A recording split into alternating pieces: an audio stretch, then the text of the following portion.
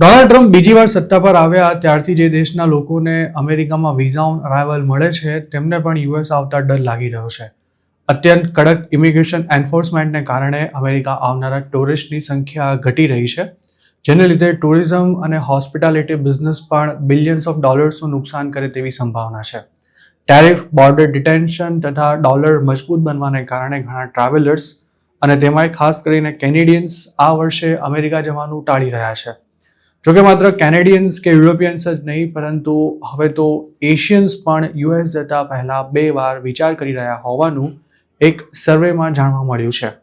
Asian લોકો માટે America જવાનું ટાળવાના કારણો પણ ઘણા અલગ છે.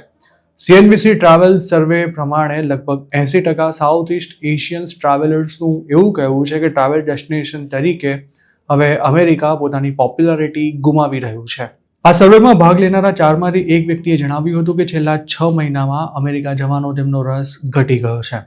લોકોનું કહેવું છે કે તેમના માટે ખર્ચો વધારે મહત્વનો નથી, પણ સંભવિત ભેદભાવ, ટ્રમ્પ એડમિનિસ્ટ્રેશન દ્વારા કરવામાં આવી રહેલી કાર્યવાહી અને ગન વાયોલન્સને કારણે તેઓ વધુ ચિંતિત છે. આ સર્વેમાં એવું પણ જાણવા મળ્યું હતું કે ટેરિફ અને યુએસ બોર્ડર પોલિસી અંગેના સમાચારોએ મોટી ઉંમરના ટ્રાવેલર્સ કરતાં યંગ ટ્રાવેલર્સ પર વધારે નેગેટિવ અસર કરી છે. માર્કેટ રિસર્ચ કંપની મેલી ઇનસાઇટ દ્વારા મે 22થી જૂન 10 દરમિયાન Singapore, Indonesia, Vietnam, Thailand, Philippines અને મલેશિયાના 6000 જેટલા ઇન્ટરનેશનલ ટ્રાવેલર્સ પર આ સર્વે કરવામાં આવ્યો હતો. સર્વેમાં સામેલ લગભગ અડધો લોકોએ કહ્યું હતું કે ભૂતકાળમાં તે ઓછામાં ઓછા 1 વાર યુએસ ગયા છે.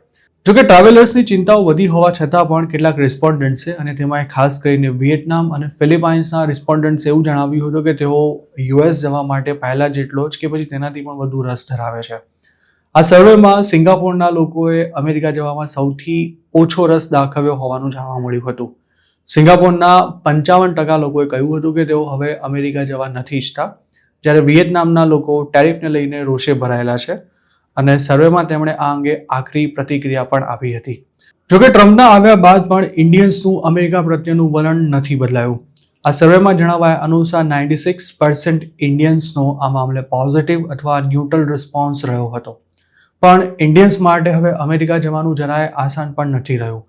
અમેરિકાએ વિઝાની શરતો કડક બનાવવાને કારણે લોકોને વિઝા મેળવવામાં ફાંફા પડી રહ્યા છે, અને વિઝા હોવા છતાં પણ કેટલાક લોકોને અમેરિકાના એરપોર્ટ પરથી જ પાછા પણ મોકલાઈ રહ્યા છે. આમ છતાં પણ હાલ ઇન્ડિયામાં અમેરિકાના વિઝા માટેનું વેઇટિંગ જરાય ઓછું નથી થઈ રહ્યું. તો બીજી તરફ ઇલીગલ ઇમિગ્રેશન હાલ સાવ તળિયે બેસી ગયું હોય તેવી સ્થિતિ છે, અને અત્યારે કદાચ જેટલા લોકો ઇલીગલી યુએસ જઈ રહ્યા છે તેનાથી વધુ લોકોને ડિપોર્ટ કરવામાં આવી રહ્યા છે.